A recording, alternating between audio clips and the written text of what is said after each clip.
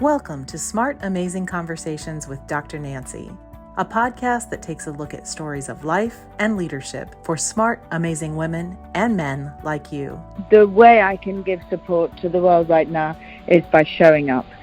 The most important thing is don't think just that you have to bring anything. Bring yourself, show up. If you are in a position of leadership and a position of management, bring women along with you.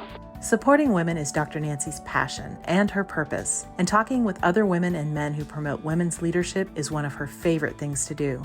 I've yet to meet a woman who did not know what she really wanted.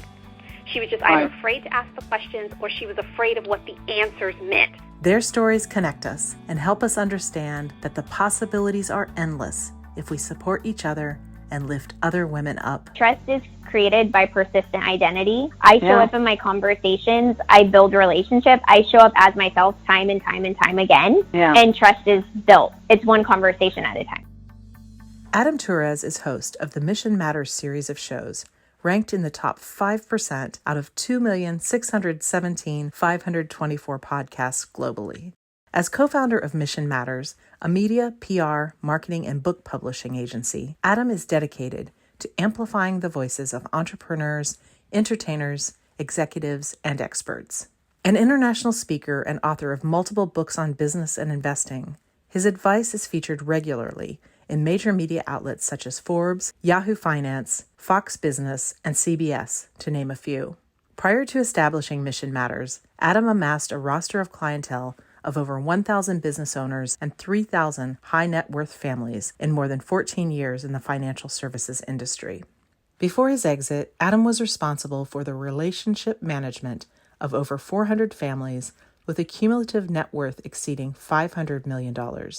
And now, here's Dr. Nancy and her guest, Adam Torres. Welcome, Adam. I'm so excited to see you again. This is not our first meeting. We've met before. And we've got some exciting things that are going to be happening with our two organizations and with several other organizations, because you and I both know missions matter, and collaboration is key, and partnerships are key. That's no problem. We are on the same page, no doubt about it. So, I always start these conversations out, and I think I mentioned it to you last time when we talked, is your story. And that's one of your first statements, is the story is what is important. And I actually believe that has been my go-to since I started doing podcasts, are really getting people to tell me their stories about who they are today. How did you get to be you today? Because you've gone through a journey, and now you're sitting there, and all those experiences and knowledge and ups and downs and mountains and valleys are there. And most people see someone successful like you and they go, it's been so easy for you. And you and I both know the people that truly oftentimes are the most successful have had challenges out the boo-hoo, but they've used them as opportunities. So my guess is that is who you are. So tell me about you, the Adam that I'm looking at right now. Yeah. Well, first off, thank you, Dr. Nancy, for having me on the show. It truly is an honor, and I'm just a big fan of what you're doing over at Women Connect for Good. And I did receive 2 books in the mail, and you better believe that I have some surprises coming up. You'll see some promo that's coming out for those, but you better believe I've been digging through those, and I can't wait to share more of that with you in another format. But to answer your question, who is Adam? So first off, when you think of this media personality and all the things that you see out there, and if you Google, Mission Matters or my name, you're going to see quite a bit. But you're right, it didn't start like that. Like, no, not at all, and it never does, right? But I started off really a pretty corporate America type of guy. Went to college. Let's start way back. Go further. Further. Back. I'm from Michigan. I'm from Detroit originally. My mother was a social worker. My dad was a small business owner, owned an automotive body shop. So that's where it all began, in Detroit. Okay. So hardworking mom and dad, and mom being a social worker taught you a lot about people and being thoughtful and caring. And so, was that kind of your mentor as far as where you not only went into business, but also began to really think about how important it is that missions and their stories, or people's stories, are so important? Was she kind of your go-to there? not only that, but my trainer, if I really even think harder about it. So I was an only child. So I was pretty much having adult conversations, and since I was probably 5. So I was always talked to a little bit differently. My parents didn't really shelter me about the world and what was Yeah. going on around me. And she worked specifically, I guess you'd say her niche is the word we use nowadays, but high risk youth. So she was the second employee at Covenant House of Michigan, and she Yeah. helped build that organization for Michigan. So I grew up in that environment of nonprofits and giving back. And I was actually, as a teenager back then, I helped move them into their first building in Michigan. So I remember lifted chairs and desks, and yeah, I've been in it for a long time in the nonprofit space, helping out.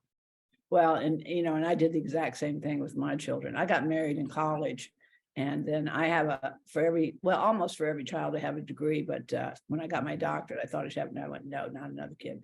But I did. I took my kids to, they grew up with books. They grew up, taking them to different places. I worked with parents. I worked with foster parents.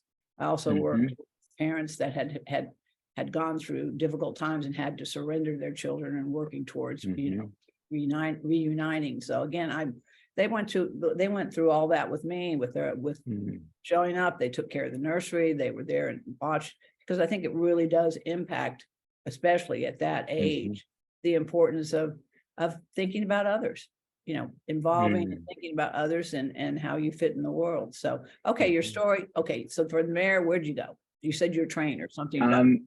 Yeah, so those conversations. So I feel like that was my early training, and to this day, my any humor I have or whatever. Like my mom, she's the one. She's the one that really, I didn't realize all of those conversations. I always said, if she was born in this time, in terms of when social media, all these other things like that. If she would have had a podcast, I'm still trying to get her to do one, by the way. But she's retired. She won't do it.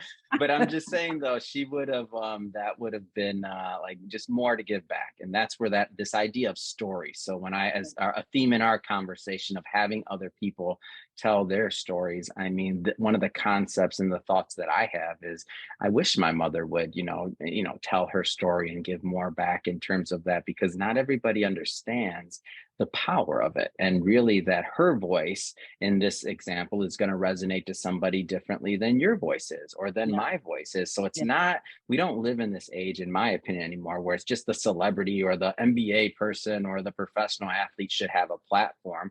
In my opinion, like all of us telling our stories, like that's the platform. That's what's going to move civilization forward. Now I didn't start there. So after growing up, I went to college, some of the normal things there, went to Michigan State. And I also, international relations. So being from Detroit, I didn't know too many people that really traveled. So I didn't know anybody that had been to Europe or many other places. So the area that I was at, it was a big deal if you went to, Cedar Point or something else like that. Not too many people went abroad. So once I turned 18, I made it a point to see a lot of the world and to start traveling pretty quickly through when I was in college. So at Michigan State, ended up graduating, fast forward a bit, almost spent a bunch of time in finance. So I worked in finance for almost 14 years, and really just had a good corporate career, working everywhere from the Vanguard Group, Charles Schwab, like all the big companies you'd expect. Managed a little under $200 million before exiting and kind of starting this new chapter of my life, which I didn't even know was happening. And where did it all start? From a book. I wrote a book, and I had 2 companies going at the time. One was a RIA, so a financial advisory firm, and then the other was really just a shell company to hold a book that I had written reluctantly. And I say reluctantly because I still hadn't understood the power of story. My mentor, Chris, basically said, write this book. And I'm like, I don't want to. I was against books. I'll admit back then I had a little bit more of a chip on my shoulder. I was this finance guy, like who writes books, or why would you do that? Or who, That's like, not manly. No, that's not that was me. I'm not gonna lie. I mean, I was, I started in that career when I was 16. So my surroundings and my environment was, a bunch of people in suit and tie. Nothing against that for anybody that watches any of my shows now. I'm in a suit and tie almost every day anyway, but I kind of had that chip on my shoulder, and I didn't really understand. And until I crossed over to what I like to say is the publishing side, or once I was in ink, just these things started happening, like the power of somebody reaching out to you and saying that you helped them, somebody you don't even know, and just like you wouldn't, it was no, to me, and to this day, to me, there's nothing groundbreaking I said in there, but just me being vulnerable, sharing my stories and my experiences. The people that read those, that read that book, they were, the response I got back, and then even some of the opportunities, I mean, that came with that was just unbelievable to me. Well, the word you used is the most important word of all, is being vulnerable and also transparent. And I think that's part of that has probably been the best part of the digital world and the virtual world, is that people can truly be comfortable being themselves, and really that vulnerability, I think, really, when we share our stories, there's always a connection. I have an equestrian center, so I love horses, but if I tell a horse story, there's always a person that has a horse, or a history of a horse, or somebody in their family with a horse. So I think anytime we share any stories, even being from Detroit, whatever, but traveling abroad, I mean, you definitely had the best education of all, just by stepping beyond your boundaries and creating new boundaries, and creating that vulnerability and that transparency, which is so fantastic. I am gonna challenge you with the term, and I do this all the time. So don't feel you're being looked at differently. But are you picking on me, Dr. Nancy? I am. I'm gonna pick on you right now. So get ready. I'm ready. Don't puff up on me, whatever you do. No, the word social profit. Use that instead of non-profit. I hate that term. Okay. Every time somebody uses it, my skin crawls. I'm a 501c3 social profit organization. In fact, I did a piece for the United Way, and these were all social profit organizations. So when I began to talk about what they were and use that term social profit, and they started to get taller and bigger and smile more. So I think in the business world, especially, when you start to use terminology that defines it in a way that people understand. Let's face it, Adam, today, if all the social profit organizations went away today, this afternoon, this world would not function. We would not function today. But anyway, going back to your whole issue about, the whole importance of stories, you've made it, you've created a community of people, like-minded people who care. All right. So the books, the podcasts. Okay. So what best practice, how can a person best share their story? And you and I both spent, when we do these podcasts, we're trying to get the very best out of the person. I want the very best today, but also the things that people would not necessarily ask about or know about, that you would share. If you and I are getting to be best friends, or we're best friends, you're going to share the good, the bad, and the ugly with me. So what is it people share with you, or you wanted them to share with you, that really brings that connection, and that remember, that connection is what it is all about? Yeah. Well, the first thing I do, so I'll answer that maybe two different ways. So one way is what you mentioned was authenticity, and some of the themes, just the themes that you're going to say, like that's one kind of thought process. And I tell people that they don't have to make things up. And so what I mean by that is, so back in the day, I don't know what it's called now, but I was taught it was like your stump speech. It was basically what somebody said, that they said over and over and over again, for many, many years. You think about some of the best speakers ever, your Oprahs, your Tony Robbins, your Les Browns, your Jim Rohn. They've shared the same story for years, decades. It's the same story, different variations, but your story really doesn't change. So even what we talked about right now, I mean, what your future, I mean, that evolves, right? That changes, but where you've been, that doesn't really change that much. So, because in terms of how you communicate it, you might get better at doing it over years, and you might communicate different portions of your past depending on your audience, but you don't even have to get that complicated in the beginning. Like the main thing is just get your stump speech down, like how you share your story, like be able to share that in a 1-minute format, in a 5-minute format, and maybe a 10-minute format. But the 1 and 5-minute format, I feel like that's where you start. Like you can rehearse that, you can listen to it, you can give me your stump speech. Give me 5 things or 4 things or 3 things that you, when somebody walks away from talking to you, Adam, what are the 3 things that you most want them to know about you as they're walking away?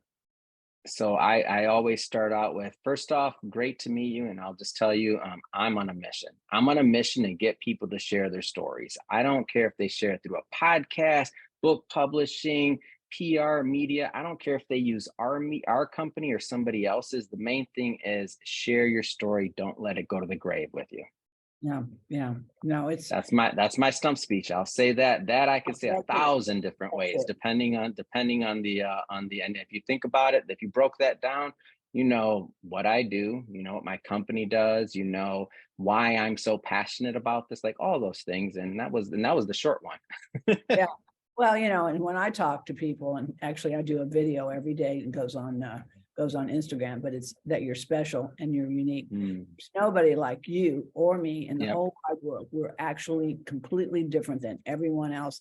And so, you know, and I think what happens, especially for women, that we spend a lot of time comparing ourselves with one another. And then we've also been taught by the media and the marketplace to compare ourselves with impossible measures and comparisons. You know, we look at things, be young, be beautiful, be thin, you know, and for men, I think the same is be virile, be powerful, and be strong, you know. And so I think we all have those things that we have to get past, that really, again, that we can go back to that vulnerability, and we can go back to asking for help. I think that is the most important thing, is this asking for help. I mean, isn't that when you think of that, especially women, when we ask for help, or for men, what about that? What do you think about that? Asking for help. I mean, asking for help, it's a big deal. And I just now, I'm actually just getting through a book right now that was written by one of my fraternity brothers. And so he was a little bit younger than me going through college. And I didn't even know this, just to put it in perspective. In the book, he shares that there was a period after his master's degree and between him getting a job and after his master's degree where he didn't have enough food to eat, and he was sleeping in his car. Talk about, like, when you talk about stereotypes of, and why? Because he was too proud to ask for help. Like, he just didn't want to. I mean, he has a whole ton of fraternity brothers on campus, other people, myself. I mean, I was older, so I was already working. I mean, there was no limit to resources. He's one of those guys that, just to give you an example, he was an international student, and he, you know, came up with this organization called, I think it's Homies Thanksgiving. And basically he organized this event for international students, essentially, or individuals that couldn't go back home for Thanksgiving, so that they wouldn't be by themselves in their dorm room, like depressed over Thanksgiving. So now that meal is celebrating its 20th anniversary, according to the book. And now the university funds it. So he's that kind of person that has given, like, I mean, light years ahead of what most people, myself included, will do in terms of giving on a daily basis. And he didn't ask for help. Yeah, but don't you think, Adam, though, that most everything that's truly created that ends up being successful, I say my passion is my work and my work is my passion, but oftentimes many things that we are creating, which is, again, mission matters, your huge piece of wonderful storytelling and all the different things you're doing to help people. But that it's that personal thing that in our own life, in our own gut, that really pushes us to make a difference. And for me, Women Connect for Good was really getting women to understand, if we don't support each other and we don't collaborate and we don't partner, we're never going to be successful. We're never going to get to the get anywhere in this world, because it's going to take all of us working together, men, women, and all of us working together. So for me, it's always been from the personal the gut experience that I had of not feeling supported by women and not being able to do things I wanted to do, or even being chastised for the things that I was being successful at. So, I mean, again, mission matters. This is something, you said your mother was a social worker, and she impressed upon you the importance of making sure that people understand. You know, I tell you this is a little secret, but you know, when people say, "Oh, I can't wait to retire," I look at them and go, and then, you know, I've actually said, well, if you're going to retire, don't use my oxygen, because I need it. You know, you're not going to need it. You're going to go sit in a corner and retire. Don't use my oxygen. So anyway, okay, let's talk about you and Mission Matters and Women Connect for Good, because I'm so excited about this. And this is another example of what you're doing with so many other people. The first volume, your women's book, came out, 18 Women, How to Be Successful in Life and Business, and it's wonderful. And now you're talking about this next volume, which is the second volume, which is Women Helping Women, which is perfect for Women Connect for Good. But getting all these people together, and this is what Leading Women was. The first book was 50 women talking about the importance of the things that they were doing in their life. And the most important thing they were doing was supporting other women and their mission and their dreams and their aspirations. So you're pretty much doing the same thing. We're kind of on the same pathway, aren't we? Oh my gosh. I don't know if we've mentioned this so far, but where we met is you were on my show. So that's the first time that we met. And when I got to know more about your organization, I felt your energy when I just saw, and I looked under the hood, did my deep dive online and just seeing what you're up to. Cause I interview a lot of people. I just wanted to see like what, make sure that what you were presenting was authentic and that what I felt was real. And I was pleasantly surprised to see that, not always does your feeling match up, but it did in this case. And I saw the work that you and your team were doing. I saw the organization and when I went on your book page, and I'm like, oh my gosh, it was almost like I met like a sister, like a kindred spirit in this, because we're brothers and sisters. Okay. That sounds good. It's what do you want your nickname to be? Some people call me Mayday. There you go. Adam Mayday. Backwards. Okay. Adam backwards. It's like help.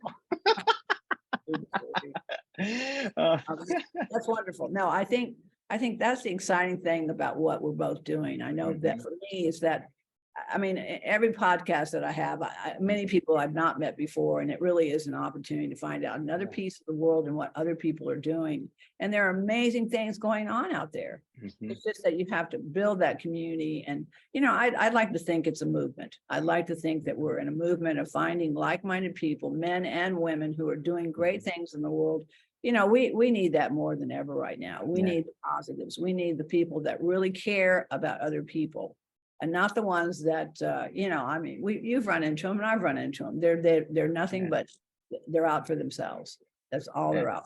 So I'm looking forward to this collaboration. I think we've got about 30 women that we're going to send you the names of that we feel would be excellent people for the your next volume. So it's going to be exciting. So tell us, okay, what's in your future? I know we've only got a few more minutes, but tell us. What's coming up for you? What's coming up?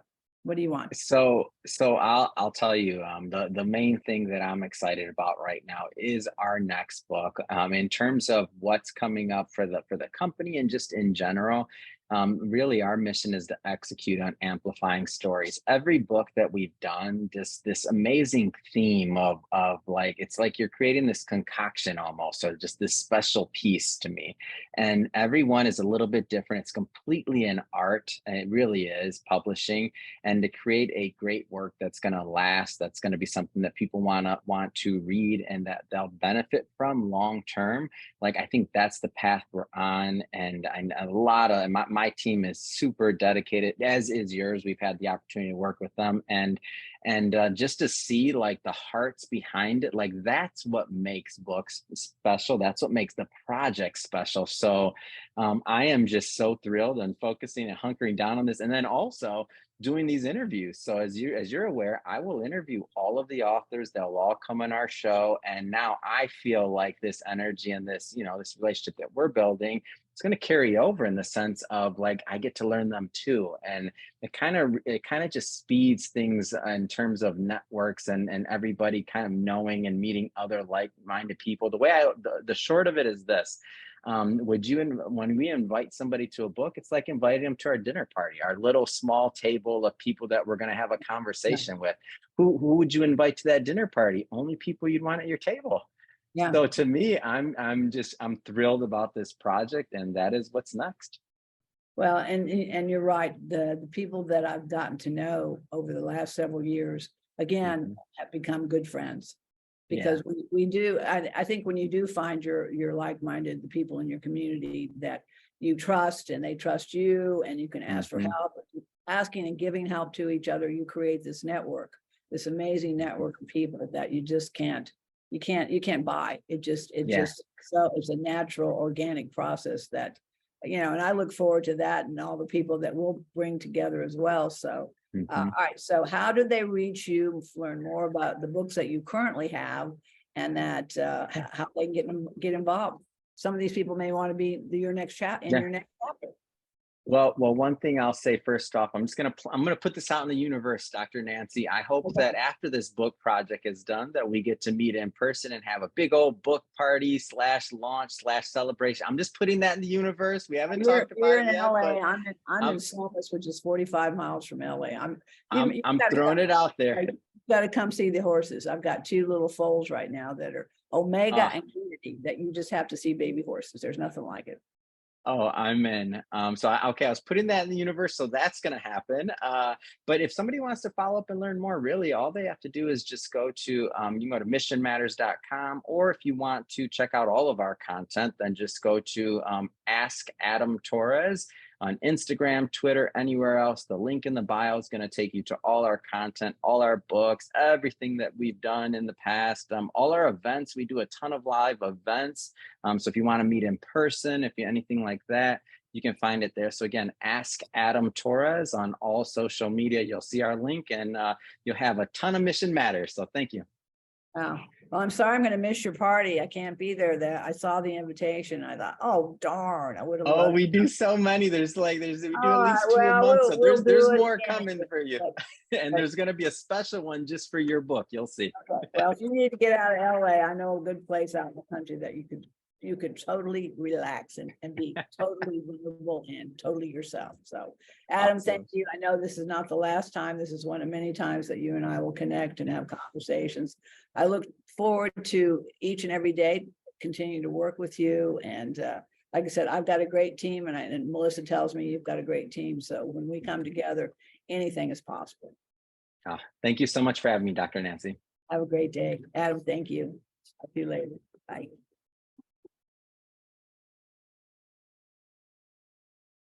If you enjoy these smart, amazing conversations, please subscribe, rate, and review them on Apple Podcasts, Spotify, Amazon, or wherever you listen to your favorite podcasts.